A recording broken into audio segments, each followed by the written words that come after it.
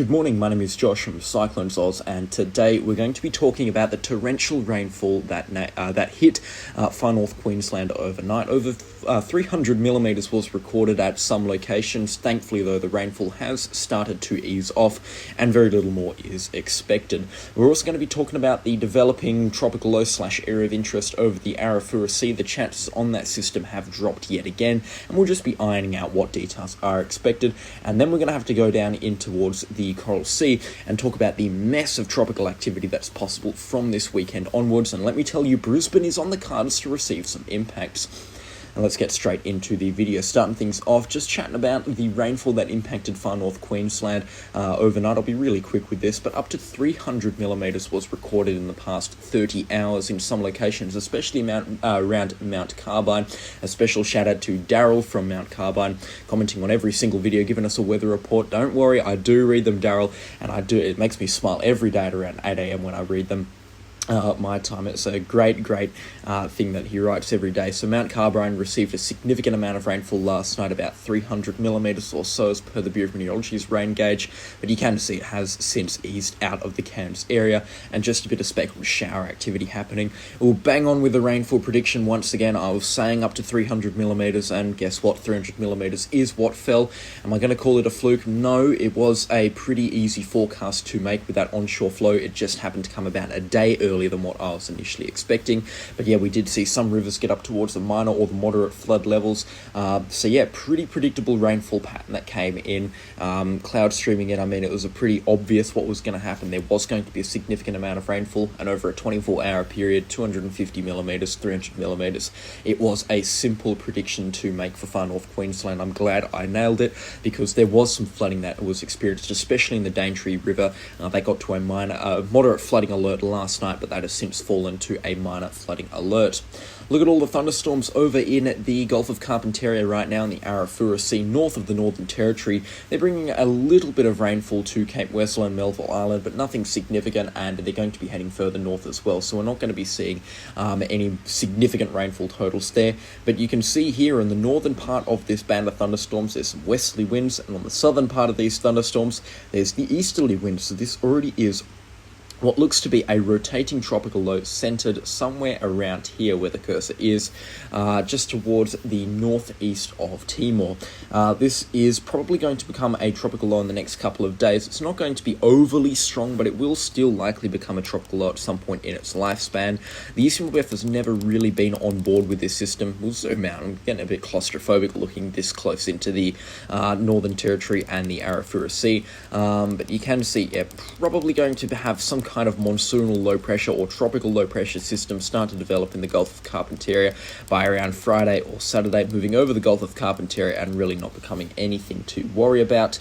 The Axis G3 model is still on board with a stronger tropical low trying to develop here, but I mean, you get the picture here. We're not expecting a tropical cyclone. We're not even expecting an organised tropical low to really take hold here. It will be a weak weather system delivering a boatload of rainfall to areas that it will be situated over, and that is once again reciprocated amongst the rainfall accumulation. You can see, even though it's not going to get itself over land, there will be some significant rainfall totals in the extreme northern parts of Queensland. Thursday Island expecting up towards 300 millimetres, and where this tropical low will be situated, we're talking about 500 millimetres or so. And a similar story from the Eastern WF forecast model as well. The GFS slightly less so in terms of rainfall, but that's because the GFS does have a lower model resolution and really can't crank out the detail that the Eastern WF and the Axis G3 model can crank out.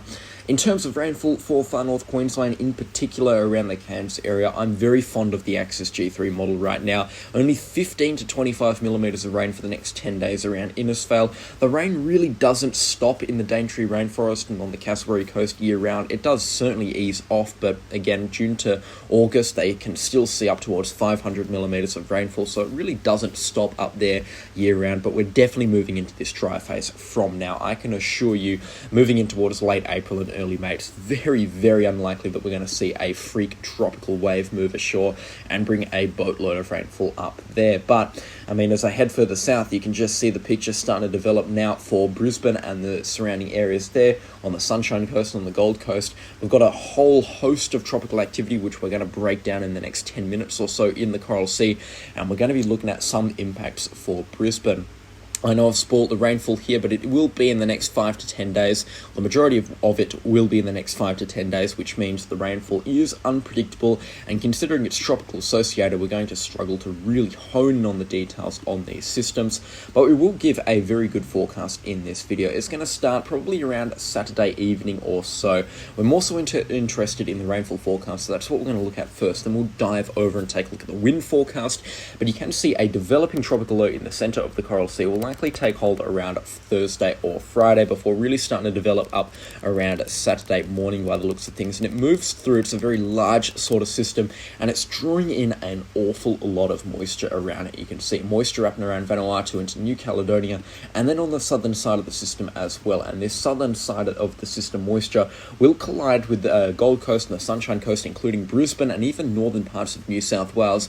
We'll be taking a look at some pretty significant rainfall from Sunday morning right through Sunday into Monday and probably Tuesday as well by the looks of things, before things hopefully start to ease off there. And a secondary low pressure system develops north of Lord Howe Island on Monday and moves towards New Caledonia and then towards Norfolk Island as well.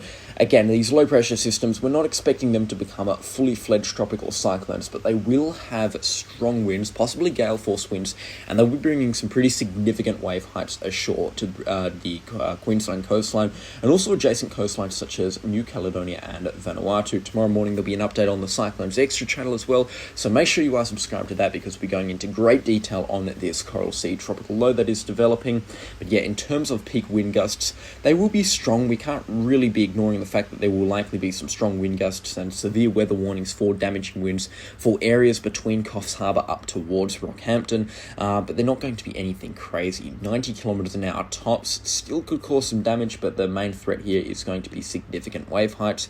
We're going to be talking some wave heights up to 5 metres by the looks of things, so quite high, that is for sure, and they'll persist throughout Sunday into Monday and then also into Tuesday as well. And you can see just some really heavy rainfall, torrential rainfall expected to be situated and very slow moving along the coastline in the form of very heavy showers and just stagnant heavy rainfall.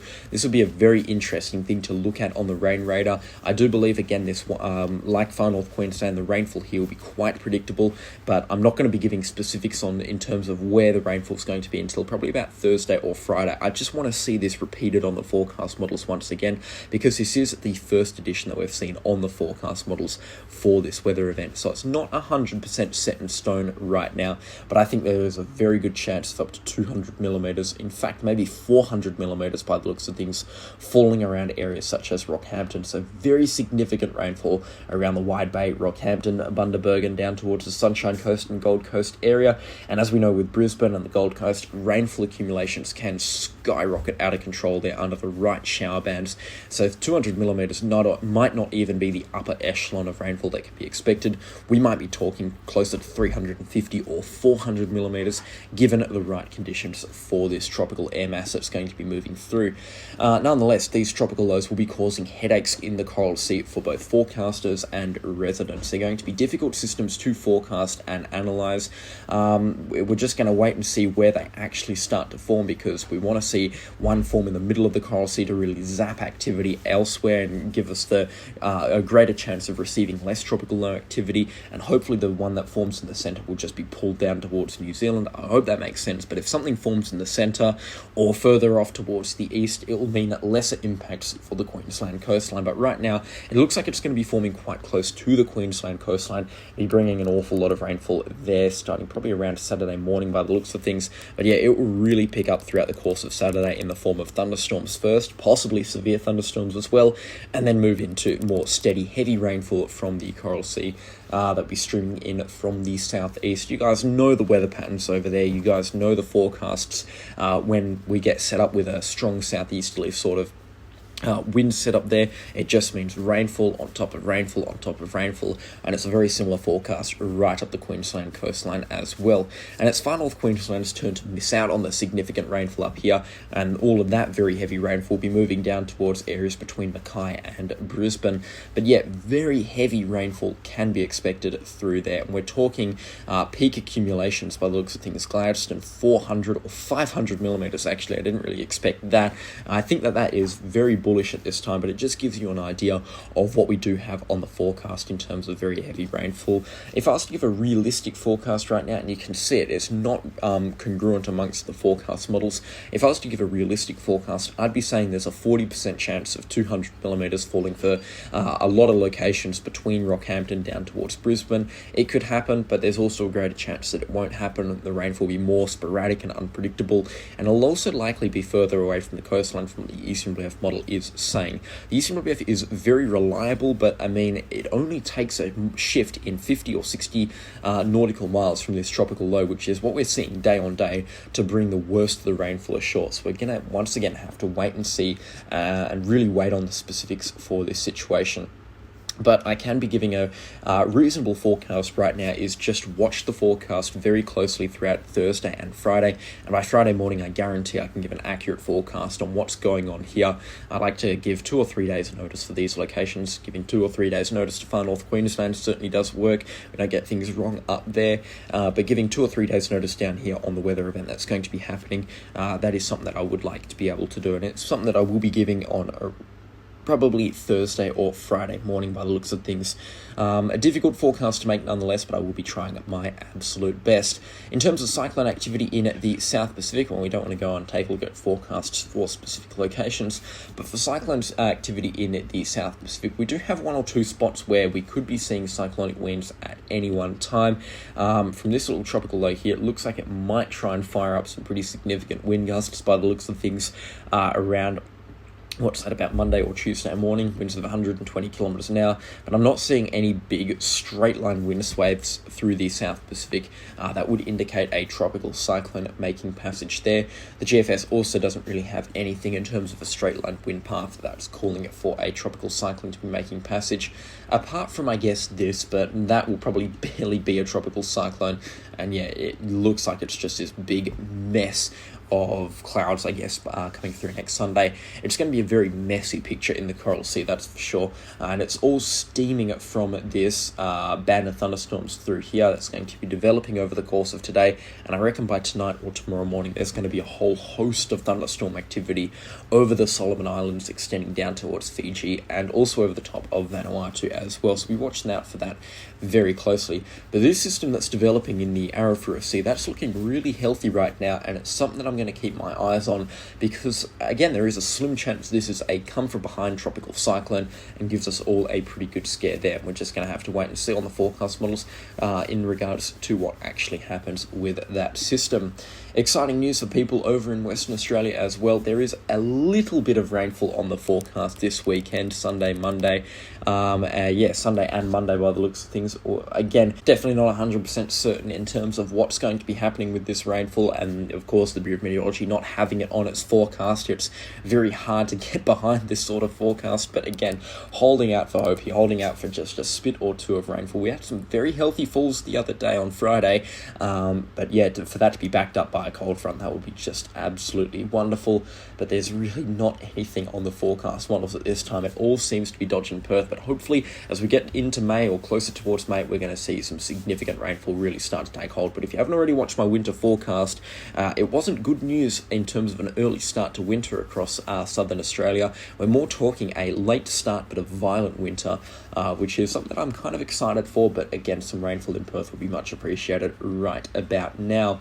Other interesting weather happening around the nation. We can always take a look at snowfall. That's always fun to look at and fun to forecast, but there's really not much to be talking about. I mean, no cold fronts, no significant cold fronts anyway, which means we're really going to be drawing hard for some snowfall. But the Eastern Relief has something around Mount Kosciuszko, and the Axis G3 model has something in the Tasmanian Highlands. But again, you take these with a big grain of salt, and considering they change every single day, or the forecast changes every single day or day on day, there's really no point in predicting what's going on because it will change from tomorrow. It's just a little bit of fun to look at.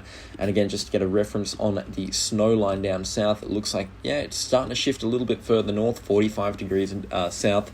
We're just going to watch that creep further north over the next month or so before it collides with the Australian coastline. But yeah, really starting to draw on things to talk about. We've got a pretty interesting end to the week for the Australian weather, though, that's for sure. A developing tropical low on the Arafura Sea, something in the Coral Sea, or quite a few things in the Coral Sea. And to recap, last night's very heavy rainfall in the Daintree rainforest and around the Cairns area, that was something, that's for sure. Some very heavy rainfall to end off wet season 2024 up there. Anyways, that is all that I have time for this morning. If you haven't already, then please do consider subscribing, and also leave a like on the video while you're at it. So your support really does mean a lot. But that is all from me, and I'll catch you all in the next storm. Goodbye.